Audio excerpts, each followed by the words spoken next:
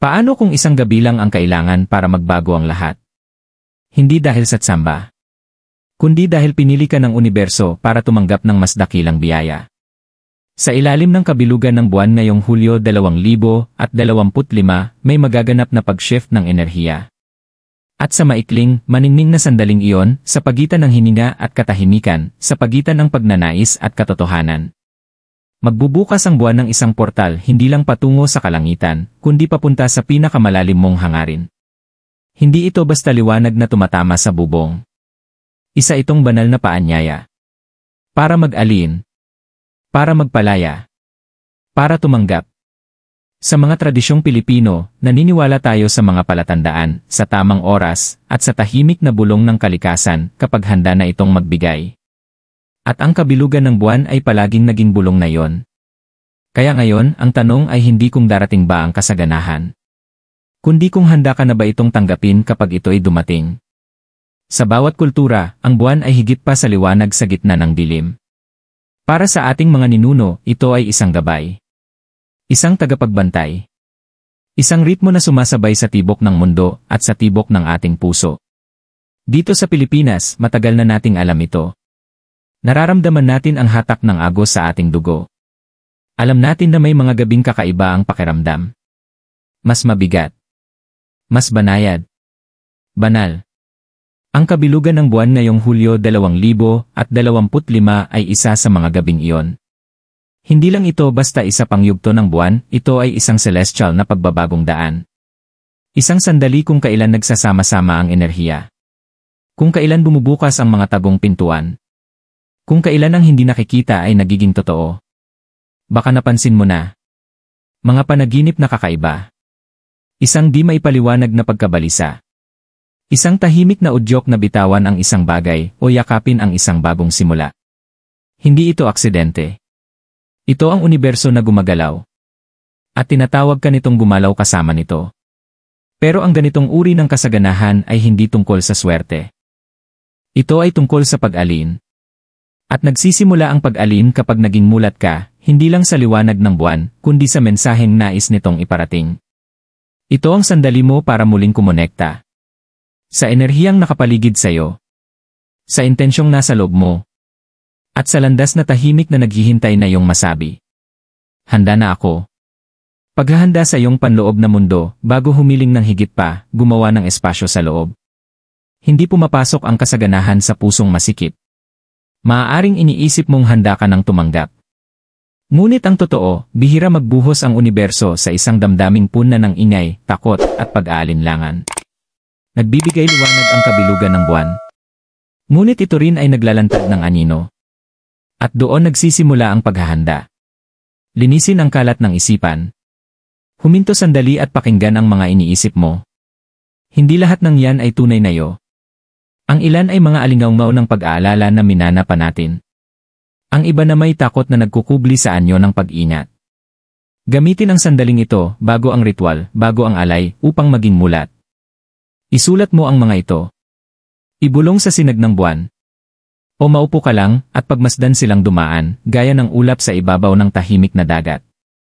Ito ang unang paglilinis, ang pagdalisay ng iyong kaisipan. Damhin ang iyong emosyon. Sa mga pamilyang Pilipino, tinuturo sa atin ang pagiging matatag. Umiti kahit masakit. Manahimik kahit sumisigaw na ang puso. Ngunit ngayong gabi, payagan mong maramdaman ang lahat. Talagang maramdaman. Galit. Pangungulila. Pasasalamat. Dalamhati. Ano man ang lumitaw, huwag mo itong itaboy. Salubungin mo ito na parang matagal ng kaibigan na muling bumalik. Bahagi rin ito ng kasaganahang hinahanap mo. Dahil ang pagiging totoo sa sarili ay siyang lumilikha ng espasyo para sa tunay na himala. Ihanda ang iyong pisikal na espasyo. Ngayon, silipin mo ang paligid. Banal ba ang espasyong ito, o basta na lang pamilyar? Hindi mo kailangan ng mamahaling gamit. Ang kailangan mo lang ay intensyon. Linisin ang isang munting bahagi. Marahil sa tabi ng bintana kung saan tumatama ang liwanag ng buwan. Maglatag ng malinis na tela, maaaring puti, ang kulay ng linaw. Maglagay ng mga payak ngunit makahulugang bagay, isang bulaklak, mangkok ng tubig, kandila. Dito sa ating mga isla, kahit isang bulaklak ng sampagita ay may dalang siglong debosyon. Ang kabibi mula sa baybayin ay sumasabay sa hatak ng dagat. Gawin mong salamin ng puso mo ang iyong altar, simple, mapagpakumbaba at bukas. Ang ganitong uri ng paghahanda ay hindi minamadali. Ito ang katahimikan bago ang pagtaas ng alon. Ito ang banayad na paghinga bago ang panibagong simula. At ang kabilugan ng buwan. Sasalubungin ka nito kung nasaan ka man. Ngunit tanging kung ihaharap mo ang buong sarili mo. Kaya maghanda. Hindi lang ang iyong silid. Hindi lang ang listahan ng mga hiling. Kundi ang buong ikaw. Dahil ang darating ay para sa bersyon mo na tunay na handang tumanggap. Ang tatlong haligi ng kasaganahan sa kabilugan ng buwan, pagkakahanay ng isipan, katawan, at kaluluwa. Ang kabilugan ng buwan ay hindi parang engkanto na tumutupad ng hiling. Tugon ito ng kalikasan sa pagkakahanay. Kapag malinaw ang iyong isipan, naroroon ang iyong katawan, at bukas ang iyong espiritu. Dito nagiging kapangyarihan ang iyong paghahanda. Dito nagiging kilos ang katahimikan. Dito ka hindi na basta umaasa sa kasaganahan. Ikaw mismo ang nagiging sisidlan nito. Tuklasin natin ang tatlong sagradong haligi na nagpapagana sa pagbabagong ito. Haligi 1, intensyon, ang iyong hinihiling, siya mong inaakit. Nagsisimula ang kasaganahan sa linaw. Ano ba talaga ang hinahangad ng iyong kaluluwa? Hindi ang sinasabi ng iba. Hindi ang uso sa social media. Kundi ang tahimik na pagnanasa na bumubulong kapag nag-iisa ka. Maaaring ito ay katatagan sa pananalapi, paghilom ng puso, pagsabog ng layunin sa buhay, o simpleng kapayapaan. Kumuha ng papel. Isulat mo ito hindi bilang kahilingan kundi bilang isang deklarasyon. Malugod kong tinatanggap sa aking buhay. Ako'y nakaayon sa iyo. Gamitin ang mga salitang totoo para sa iyo. Hayaan mong maging tulay ang bawat linya mula sa iyong panloob na mundo patungo sa tugon ng universo. Pagkatapos, tiklupin ito at ilagay sa iyong ritual space sa ilalim ng bato, katabi ng kandila, o hawakan habang humihinga ng malalim. Nagsalita ka na. Ngayon, nakikinig ang buwan. Haligi 2, sagradong espasyo kung saan ka matatagpuan ng enerhiya. Hindi lang isip ang pinakikinggan ng universo. Tugon ito sa espasyo, pisikal, emosyonal, at enerhiya. Kaya mahalaga ang iyong kapaligiran. Kahit sa maliit na sulok ng iyong tahanan, lumikha ka ng kagandahan. Hindi mo kailangan ng kristal o mamahaling insenso. May sarili kang mahika, langis ng niyog, tuyong dahon ng bayabas, bulaklak mula sa hardin, asin mula sa dagat. Sindihan ang kandila. Patayin ang malalakas na ilaw. Pahintulutan ang liwanag ng buwan na dumikit sa iyong balat, kung maaari. Tayong mga Pilipino ay likas na nakakaunawa na ang enerhiya ay naninirahan sa isang lugar. Ito'y nasa bahay kubo, sa mga ancestral home, sa samyo ng ulan sa mainit na lupa. Ipakita sa iyong espasyo ang iyong intensyon, bukas, nakaugat, sagrado. At tandaan, hindi mo ito ginagawa para sa buwan. Ginagawa mo ito upang parangalan ang sandali. Haligi 3, pagpapalaya, gumawa ng espasyo para sa dapat dumating. Hindi ka maaaring tumanggap ng nakasara ang mga palad. Kapag malinaw na ang iyong hangarin at handa na ang iyong espasyo, may huling hakbang, bitawan. Ito ang sandali ng pagsuko ng kontrol. Hawakan muli ang papel na isinulat mo. Ngayon, sabihin ng malakas ang iyong intensyon, sabihin mo. Damdamin mo. Paniwalaan mo. Pagkatapos, sunugin ito ng ligtas kung posible. O ilubog sa mangkok ng tubig. O ibaon sa lupa. O hayaang dalhin ng hangin.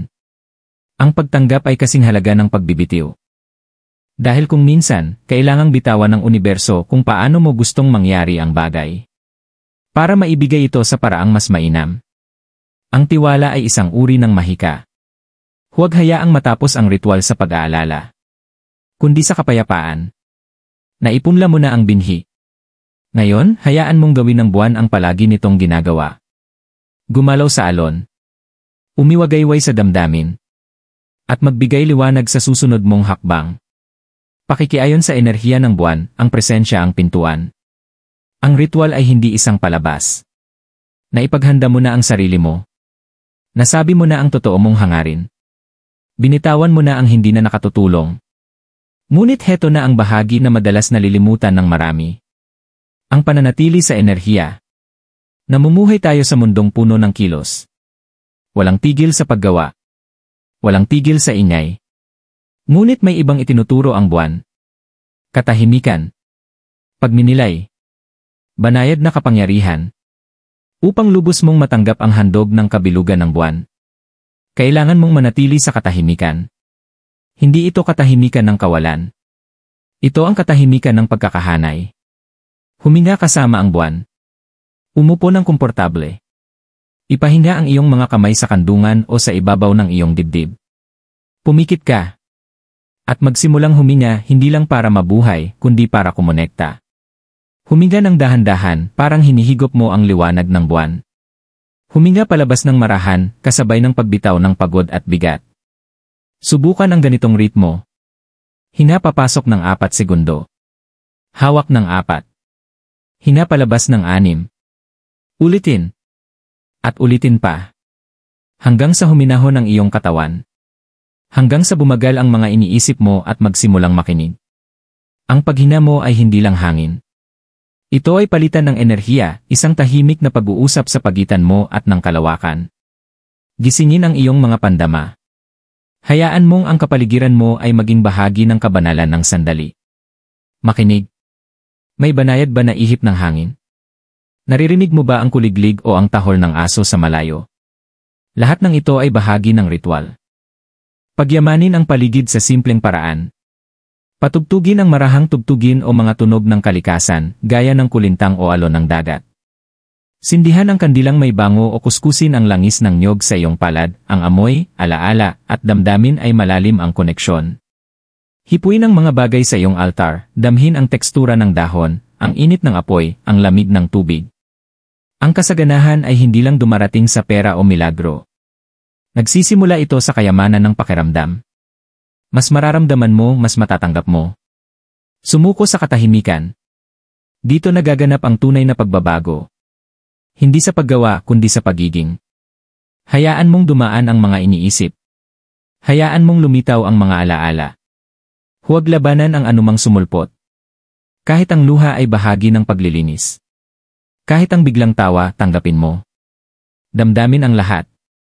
Huwag husgahan ang alinman. At kung wala kang nararamdaman, ayos lang din yon. Minsan, ang pinakamalalim na pagbabago ay nangyayari ng tahimik. Gaya ng ugat ng puno na lumalago sa ilalim ng lupa, di nakikita, pero makapangyarihan. Ito ang iyong panloob na pagkakahanay. Ito ay pakikinig hindi lang sa buwan, kundi sa bersyon ng iyong sarili na matagal nang naghihintay na maramdaman mo. Huwag madaliin ang pagtatapos ng ritual. Umupo hanggat gusto ng iyong puso. Hayaan mong lumawak ang oras. Hayaan mong manahan ang biyaya. Dahil ang kabilugan ng buwan ay hindi lang basta dumaraan sa langit. Dumaraan din ito sa iyo. Pagdadala ng liwanag, hayaan mong sumunod ang buwan pauwi. Maaaring matapos na ang ritual. Ngunit hindi ang enerhiya. Huminga ka na kasama ang buwan. Nagpakawala sa kanyang katahimikan. May nadama kang sinaunang paggising sa loob mo. Ngayon na ang pinakamahalagang bahagi. Ano ang susunod mong gagawin? Nag-aalay ang kabilugan ng buwan ng isang portal. Ngunit ikaw ang kailangang lumakad papasok dito. Dahil ang mahika ay hindi lang nasa sandali. Nasa mga pinipili mong dalhin at kung paano mo pinipiling mabuhay. Selyuhan ang pagbabago. Bago ka bumangon mula sa iyong sagradong espasyo, huminto sandali. Ilagay ang iyong mga kamay sa ibabaw ng iyong puso. Sabihin, mahinahon o malakas. Taglay ko ang liwanag sa aking loob. Ang enerhiyang tinawag ko ay dumarating na sa akin. Lumalakad ako sa pananampalataya, hindi sa takot. Hindi lang ito mga panata. Ito ay mga utos sa iyong realidad. Mga pahayag ng iyong pagkakahanay. Pagkatapos, gumawa ng isang maliit ngunit makapangyarihang aksyon upang selyuhan ang enerhiya. Uminom ng isang basong tubig habang iniisip na ito ay naghuhugas ng mga biyaya sa iyong loob. Ilagay ang isang bagay mula sa ritual, bato, dahon, sulat, sa isang lugar na makikita mo palagi. Sindihan ang kandila sa umaga at hayaang masunog ito ng ilang minuto bilang simbolo ng patuloy mong layunin. Hindi ito pamahiin. Ito ay mga pundasyon, mga paalala na nagbago ka na. Gawing praktis ang kasaganahan. Ang kasaganahan ay hindi isang milagro sa isang gabi. Ito ay ritmo, relasyon, paraan ng pamumuhay. Hayaan mong ang iyong naramdaman sa ilalim ng buwan ay maging isang gawi. Magsalita ng may linaw. Lumakad ng may presensya. Magpasalamat bago pa man tumanggap at kahit naghihintay ka pa. Ang kasaganahan ay hindi dumadaloy sa pinakamalakas na hiling, kundi sa kaluluwang handang humawak nito ng may biyaya. Kahit sa maliliit na paraan, mabuting salita, tahimik na panalangin, bukas na palad, nagpapadala ka ng mensahe sa universo. Nakaayon pa rin ako. Naalala ko ang aking hiniling. Unti-unti akong nagiging taong kayang magdala nito. At ang universo nakikinig. Abangan ang mga palatandaan. Sa mga susunod na araw, maging mapagmasid. Hindi dahil sa kaba, kundi sa kuryosidad.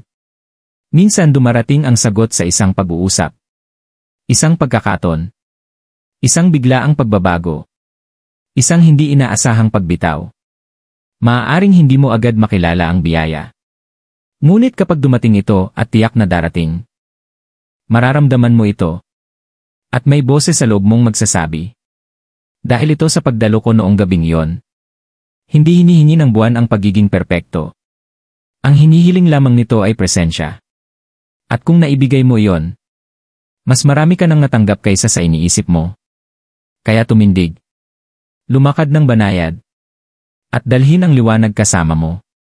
Dahil saan ka man magtungo, ang enerhiya ng buwan na iyon ay sumusunod.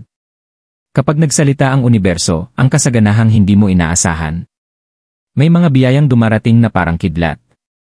Biglaan. Malakas. Walang halong pagdududa. Pero may mga dumadating na parang liwanag ng buwan. Banayad. Maamo. Napakatahimik na kung hindi ka nakatuon, baka hindi mo pa mapansin. Ganyan kadalasan tumutugon ang universo kapag gumagawa ka ng banal na gawain.